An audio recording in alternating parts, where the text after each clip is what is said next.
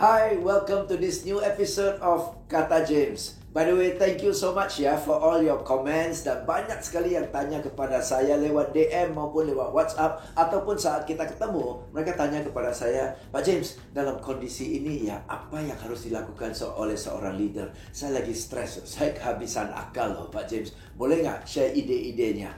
Berita baiknya adalah di episode ini saya akan share ide-idenya tentang leadership. Tapi di episode ini saya akan mulai dengan judul When is a leader most needed? Kapan seorang pemimpin paling dibutuhkan? Oke? Ya, saya akan jelaskan di episode ini. Namun sebelum saya lakukan itu, silakan Anda yang belum subscribe segera subscribe dulu, dan setelah Anda subscribe kita akan lanjut.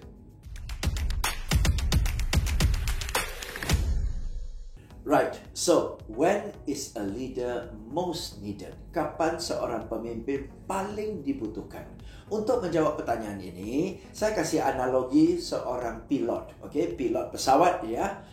Teman-teman, dalam kondisi sekarang ini ya, pesawat itu saking canggihnya, sebenarnya hampir setiap tahap dari pesawat itu ya bisa autopilot. Ya, saya nggak tahu, saya bukan pilot, oke, tapi tebakan saya, perkiraan saya adalah dengan teknologi yang begitu canggih, lepas landas pun kalau mau bisa di autopilot, of course, di tengah-tengah penerbangan bisa autopilot, bahkan di landing, pendaratan pun bisa autopilot, betul kan ya? Jadi maka dari itu, kadang-kadang kita terbang 2 jam, 3 jam, kita bisa lihat ya, seorang pilot keluar dari kokpit, ngobrol-ngobrol dengan penumpang, dan sebagainya, betul kan? Kenapa? Karena semua sudah diprogram, ya, jadi pilot itu praktis tidak dibutuhkan loh sesungguhnya, oke? Nah, kalau seorang pilot praktis nggak dibutuhkan, untuk apa bayar mahal-mahal seorang pilot?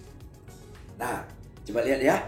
Kalau cuacanya bagus, cuacanya cerah, semua fine-fine aja, pilot itu pasang ya autopilot, dia udah bisa jalan-jalan, betul?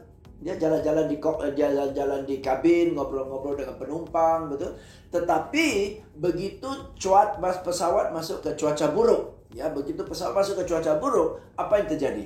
Pilot itu langsung tinggalkan kabin dan dia masuk ke kokpit, betul? Untuk mengambil alih pesawatnya. Apalagi dalam kondisi darurat, misalnya nih, salah satu mesin rusak. Pernah nggak Anda lihat dalam kondisi satu mesin rusak atau cuacanya buruk sekali, pilot keluar dari kokpit, sampaikan kepada penumpang, terus terang saya stres, saya nggak tahu harus apain. Nggak ada kan?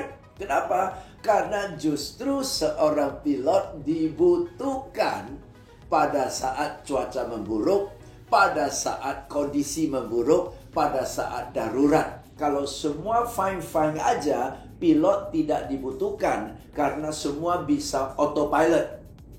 Demikian juga dengan seorang pemimpin dong.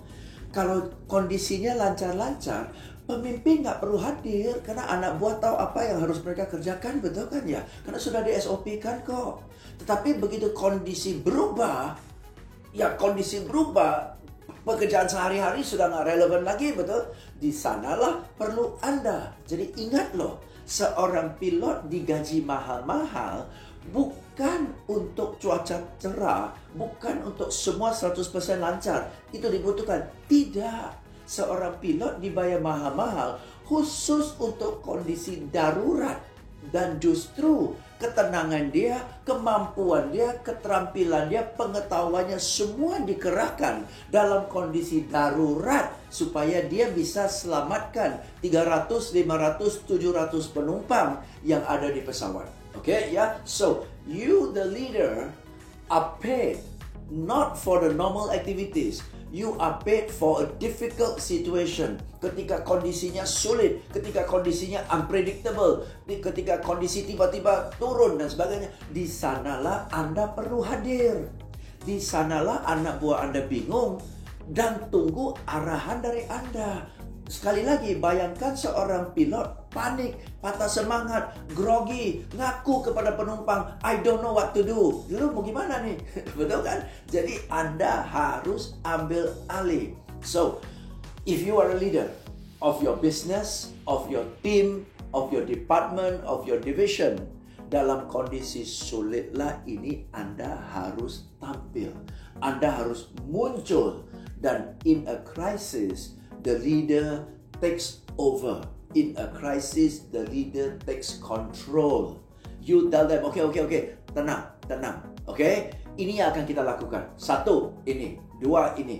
3, ini. Kamu kerjakan ini, go. Kamu kerjakan ini, go. Sementara saya fokus ke ini, okay? Kamu bantu saya di sini, kamu bantu sana, okay? Yuk, jalanin. Gitu loh. Supaya orang kalau diarahkan dan dikasih tugas, dia akan fokus ke arahan dan tugas itu, dan dia nggak panik.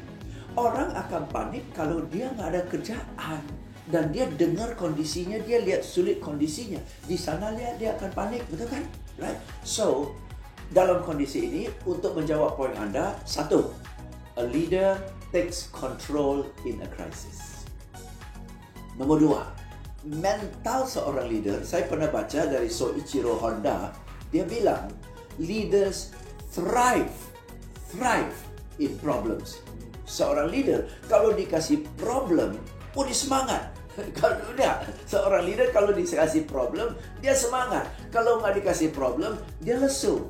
Oke, ya. Justru banyak leader karena semua sudah lancar-lancar, dia cari problem. Artinya apa? Buka departemen baru, buka divisi baru, buka cabang baru, betul? Untuk cari tantangan alias problem baru, betul? Nah, itulah seorang leader. Seorang leader justru cari tantangan. Suka kalau ada tantangan. Jadi kalau ada tantangan seperti ini, Anda pontang-panting, Anda stres, Anda drop. Bisa-bisa maaf, Anda bukan leader loh. Anda hanya ditunjuk sebagai manajer loh.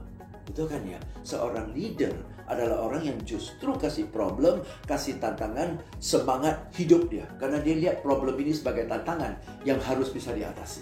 Okay? So number 1, leaders take control. Number 2, leaders thrive in difficulties. And number 3, terakhir, saya quote dari Nelson Mandela. Nelson Mandela pernah nasihatin, kalau ada problem, kalau ada kesulitan sebagai seorang leader, jangan berpura-pura bahwa nggak perlu ditakutin. Okay? Do not pretend that there is nothing to fear. Lalu gimana? Malah dia usulkan, channel that fear into positive energy. Channel that fear into positive action. Justru rasa takut itu diarahkan menjadi tindakan yang positif. Maka dari itu, teman-teman lagi khawatir nih, lagi gelisah nih, oke? Kamu lakukan ini, kamu kerjakan ini, kamu bantu saya di sini, kamu di sini. Nah, arahkan, ubahkan, salurkan rasa takut itu menjadi tindakan nyata. Mudah-mudahan episode ini, When is a Leader Most Needed, bisa jadi reminder buat Anda, bisa jadi trigger untuk Anda bahwa inilah saatnya. This is your time, this is your moment to rise and to shine as a leader. So take control, thrive in the challenge, and channel the fear into positive action. If you like today's session, silakan Anda pencet like, silakan Anda pencet notification, dan silakan Anda komen. Saya selalu balas komen Anda. Okay? Right? I'll see you in the next episode of Kata James.